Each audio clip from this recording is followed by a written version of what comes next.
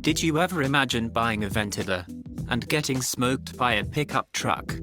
Aventador was seen racing a Tesla Cybertruck at a signal.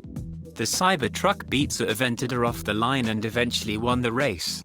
Despite people saying the EV looks like a dumpster, from that angle it has surprisingly similar lines to that Lambo, and it's quicker. This roaring Lamborghini stands out with higher figures overall.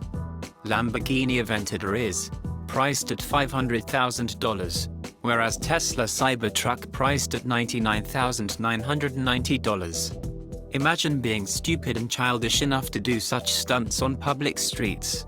The Cybertruck is especially dangerous given its weight and dimensions, sharp edges.